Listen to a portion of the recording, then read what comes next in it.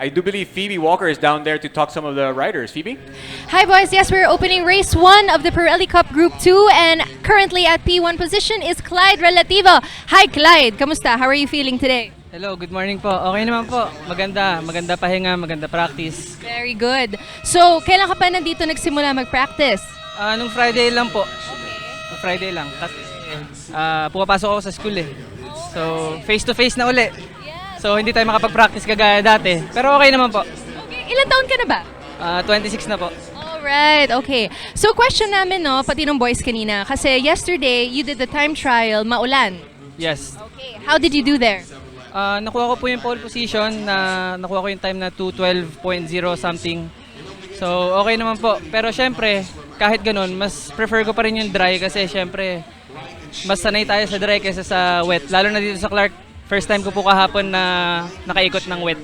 Yan. So, kung maulan o maaraw, 50-50, right? So, paano kayo nag-a-adjust ng crew mo? Paano nyo pinaplano to? Actually, pagka nakikita po namin na medyo dumidilim na, doon po kami, last minute po talaga kami nagde-decide. Hindi yung kunyari ngayon, naka-dry tires kami, tapos too late na para mag-ano. So, yun. Natingin din po kami sa ano, kasi hindi accurate yung weather forecast eh. So, you had a very impressive outcome nung last race. So, did you prepare anything differently? Actually, nung last race po, hindi. Sa BRC, kasi nung race 1, nag-crash ako. Tapos nung race 2, bike problem, natanggal yung chain. So, ngayon po talaga tayo babawi. Okay, so you're confident now? Yes, ma'am. All right, good luck, Clyde. Okay, moving over to EJ Sobretodo, of course, from Team Angkas. Hi, EJ! How are you? Kamusta? Anong pakiramdam mo ngayon? Okay naman.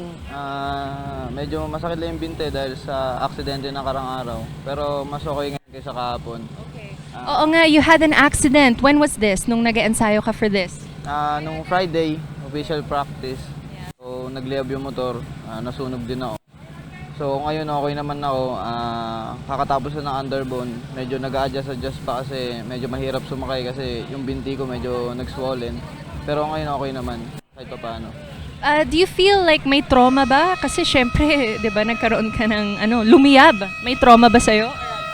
Wala naman, lang, ang nasa isip ko lang, wag lang mangyari ulit yun. Baga focus lang kasi the more naisipin ko yun, hindi na mawala sa isip ko yun. Tuloy-tuloy lang. Alright. Okay, good luck EJ, be safe. Alright, that's it for now guys, back to you. Alright, maraming salamat Phoebe Walker. And that's it. That's, what happened to EJ, how does that affect a rider's mindset entering a race? Sabi niya, nasunog yung motor, pati daw siya nasunog. Oh. Siyempre, mapapasok ka nun. Usually kasi siyempre, kung saan ka sumemplang, yun medyo malaking apekto. Pag malapit na no? Tulad nung nabanggit natin dun sa mga naunang race, lahat naman to very technical, lap times yung basihan natin. And yung slight hesitation, that's already 0.2, 0.3. So if you're entering the corner, minus 0.1, mid-corner, kung nag-hesitate ka, another minus 0.1. So yung mga ganong bagay, kitang-kita kagad. Yeah. Lalo na if you have a data lagger na mapapansin mo kung saan ka kagad nag-lose ng time. Yeah, but how do you get rid of that? No? Kasi wala. I mean, that's human nature. We don't want to think about it. Pero pumapasok talaga sa thought process natin. Yeah, so, yun nga sinasabi, when you fall off a horse, di ba? Buy a new horse. Words of wisdom. O buy a car. From Emil Bano. Yes. So this is the warm-up lap for Pirelli Cup Or Group why are 2. you riding a horse? Why are you riding a horse? And once again, Clyde Relativo is at P1. EJ Sobretodo, his biggest rival so far this season, at P2. So it's going to be interesting to see what happens between these two. Because yun nga, yung incident kay EJ was not that long ago. It was just 2 days ago. And Was he riding straight and nasunog or sumemplang siya tas nasunog? I do believe we have footage of it, but I guess we'll show it when we have time. Pero it was a bad enough incident that yung nga sabi niya, may konting masakit sa, diba? Na-burn siya, nako. And he's feeling something sa legs niya ng konti. So we'll see how he manages. Yun yung kinaiba ni Sobretodo sa atin, no? Ako, uwi na talaga ako na eh. May sugat ako eh. But I mean, this is a guy who races 7 races in one weekend. Wow. That's, diba, he joins 3 categories plus the Angkas Dream Cup. So that's 2 races per each category. And the Angkas Dream Cup, 7 races. ibang klaseng human being. Sipag. Masipag talaga. At saka he always is battling for the top spot in each of those categories. Galing. Yeah. So, competitive. Hindi yung makasali lang. And I guess that's one of the main reasons why that Angkas decided to sponsor the season for him, no? Because I mean, their goal is to actually bring him and make him good enough that he can compete internationally. Galing. So, pag nag-angkas rider siya, mabilis makakadating yung pasahero. Yeah. And so I guess here's the incident that happened with EJ straight Sobretodo.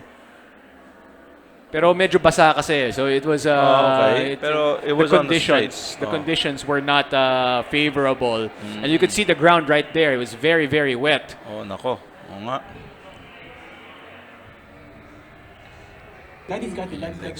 And there it is. There's the.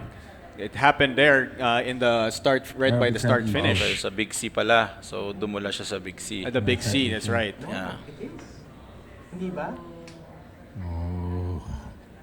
And look at the smoke coming out from that bike. No? So we're glad that he's okay. We're glad that he's safe, and imagine that that happened to him 2 days ago, and he's back here in the front row of the grid. Kudos to him. Kudos to him for Yan talaga makita mo yung pushing mindset, yung strength ng mind, no? Na talagang gusto niya.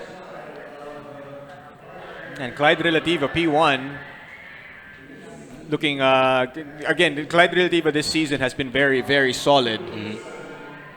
And yung overcast, kitang-kita na natin sa screen. Oo nga. Biglang dumilim in a matter of few minutes. Parang alikabok nga eh.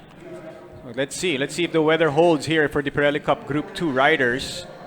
The warm-up lap is over, and they are about to get this race started. Relativo P1, Sobretodo P2.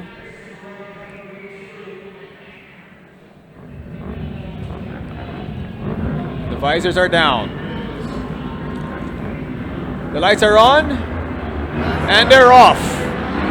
Okay, meron nag-wheelie. Start. So hindi natin malaman kung umuulan ba or... Ayan, it started to rain. Oo nga. Saka hindi siya mahinang ulan. Tubig ng buhos. Dun sa other part of the track. So, dapat makita nila yon.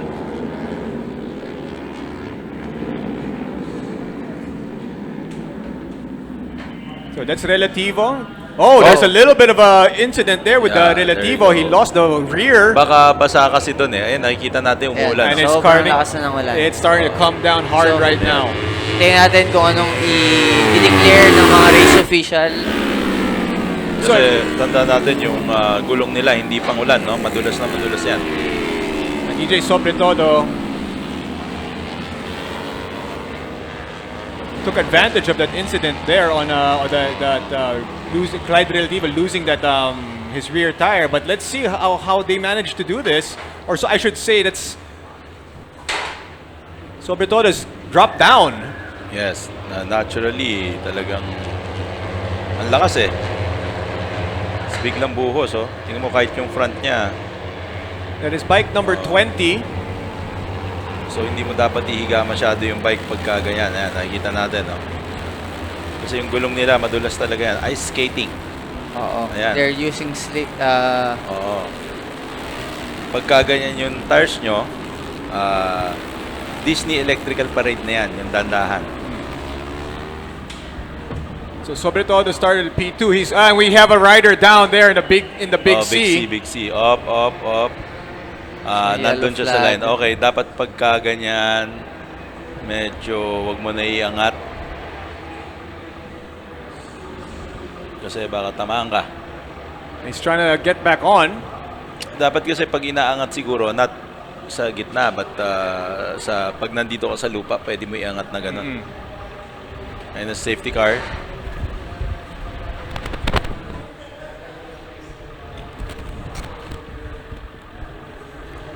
So Clyde Relativo has regained the lead here. He's at P1. Kirk Thomas Domingiano is at P2. Rizalde Canare P3. Wala Casey Edward Clamor 4 and EJ Sobretodo is 5. Wala pang ano, no? Wala pang ano yung marshals natin kung anong hindi natin makikita si Rizalde Canare pag season ka, kahit umuulan, no?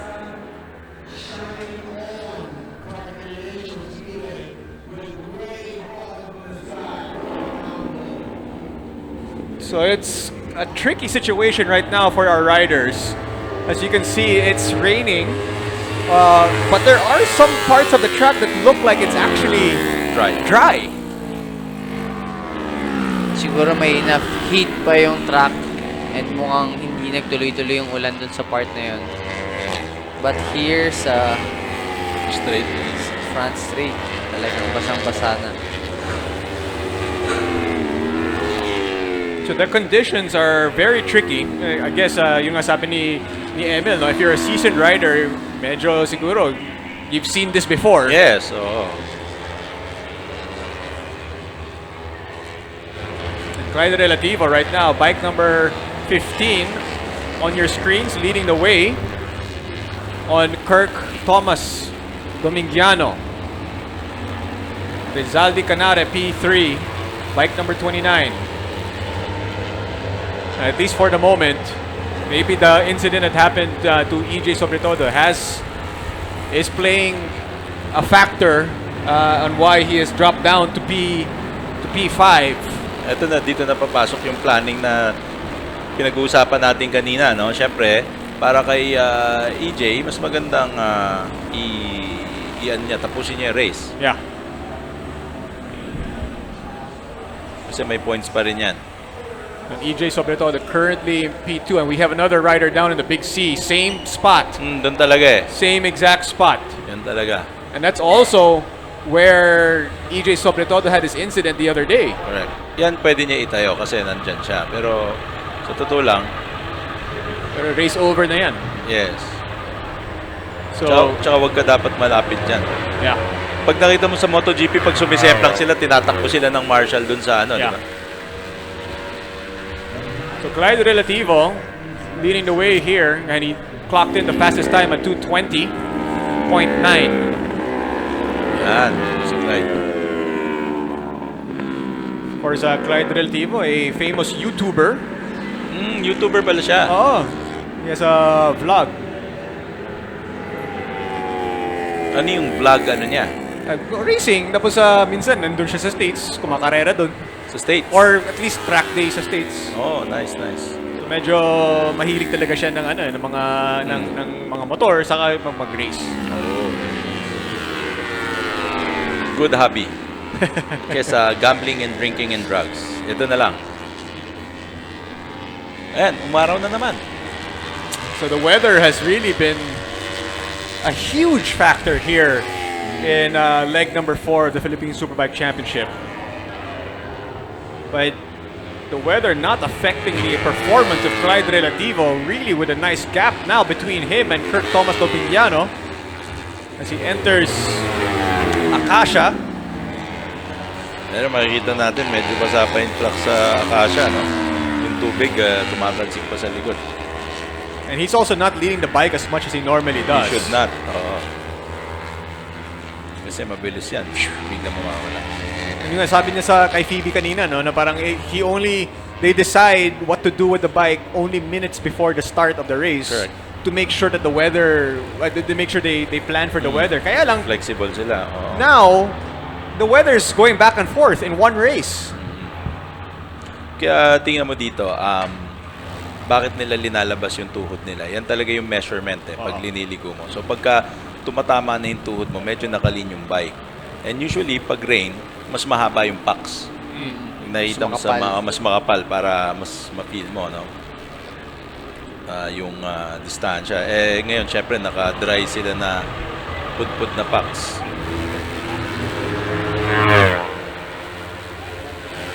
So 4 laps to go for a rider. And may kita natin yung mga team managers and racers ng Philippine Superbike Championship nasa labas na. They're checking what Oh, tires, kung meron anong na gagamitin nila kasi sila na yung susunod na category or susunod na race. Siya So, ba yung another kanina? crash sa Big C. Hindi ba siya yung kanina? Yan din yata yun. That's the same one. He's been stuck there. Yeah.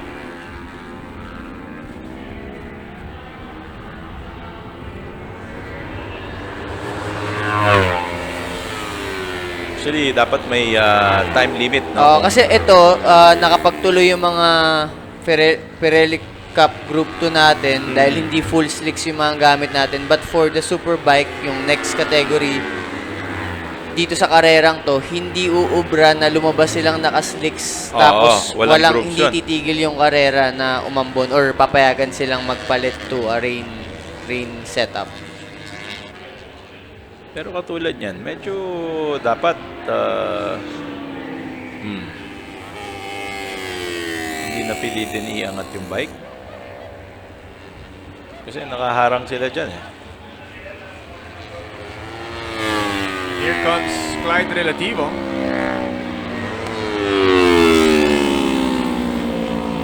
Yan kasi pag nandyan kayo, pag nadulas yan. Clyde Relativo passing the Big C. Followed by Kirk Thomas Domignano.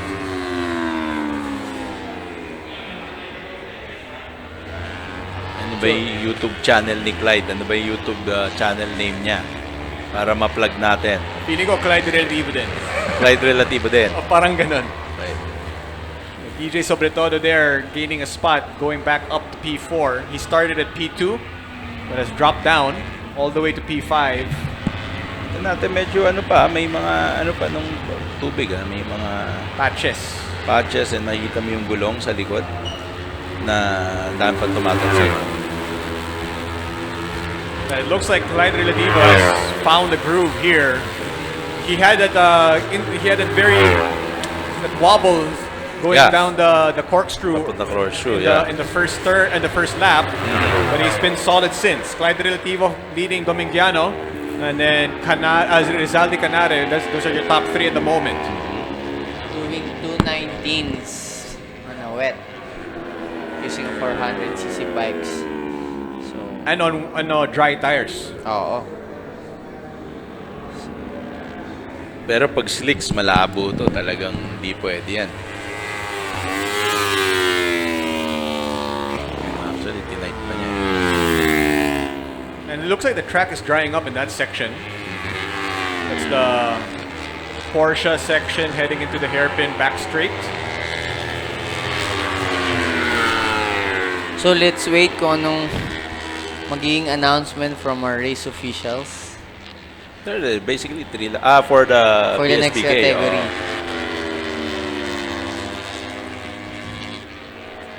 So, 4-second gap between Clyde Relativo and the second place rider, Kirk Thomas Dominguano.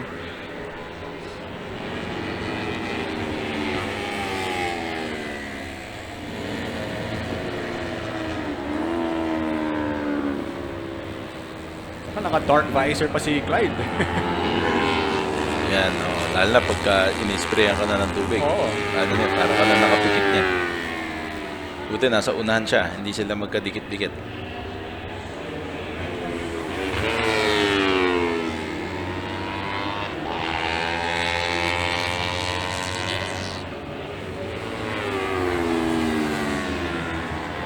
So Clyde Relativo, who is leading the championship points in this category, looking dominant once again in this race.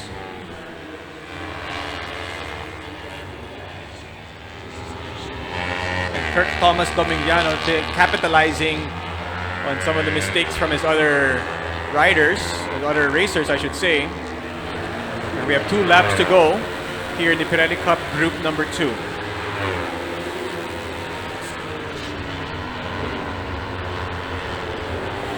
Relativo, Domingiano, Canare, Sobretodo. Those are your top 4. Or Sobretodo is P5 at the moment. Pero umangat siya, no? From kanina ba? Saan ba siya kanina? P9? Nag-7 na yata siya kanina. 7, So he's back up to P5. Nice.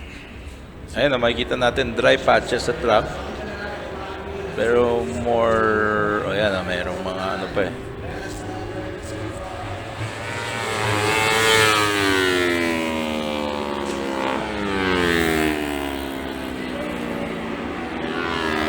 Rizal de Canare has now the fastest time of the race, 2:17. And he is currently at P3. Gano'n siya nakalayo ni Dominguez? Domingiano pala. 3.5. So, kailangan ng Medyo 3 malayo laps. pa. Oo. Medyo malayo. 2 laps na lang. 2 laps to go.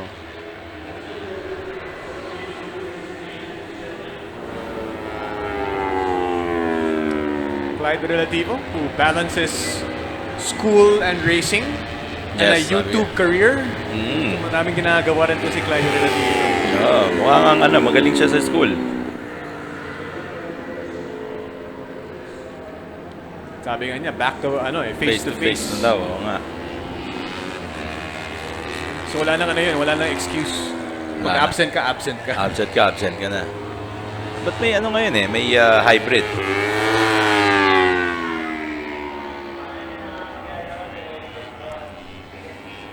Clyde Relativo looking like he's taking a stroll in the park. Very calm and collected as he heads towards the final corner, the Clark International Speedway.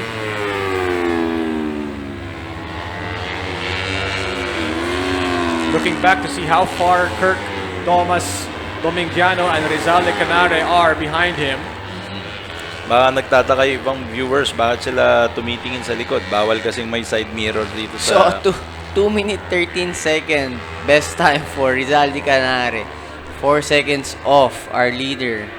So, closing the gap 1 lap to him go. and Kirk Dominguano. So, aabutan kaya niya yung dalawa. There they are in the Ayun na. corkscrew. He's lapping 4 seconds faster per lap.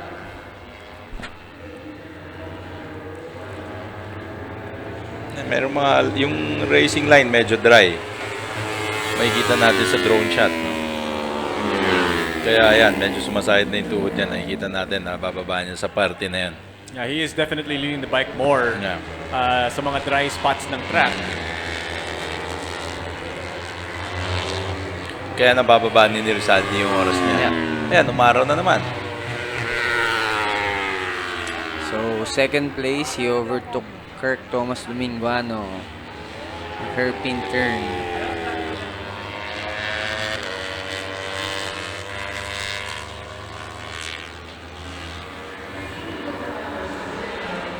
So, may enough gap na kaya si Clyde Relativo. Tingin ko, Yeah, it looks like he's okay. with 1 lap to go. Yeah, it looks like he's. I mean, if he feels na the gap is closing in even more, siguro yan. Looking back, no, to see how much more he needs to hold off yung rivals niya. So, yan din minsan yung mahirap, no? Yung nag-relax ka, tapos nakita mo may malapit. Oo. So push niya sa dry spot. Like this part looks dry. Makikita natin sa tires Tingnan mo yung tires niya, medyo dry na rin sa likod. So, ayan. I think enough na yung gap. So, checkered flag for Clyde Relativo, followed by Rizaldi Canare nakahabol. and Kirk Thomas Hanep Dominguano. talaga. Fantastic race here by Clyde Relativo from start to finish, looking very dominant. And you see him being congratulated by his fellow riders. Yes. Rizal de Canare is at P2, Kirk Thomas Domingiano P3. And you have Casey Edward Clamore P4, Chino Perez P5, and EJ Sobretodo dropped down to P6. From 5 na unahan pa siya, no?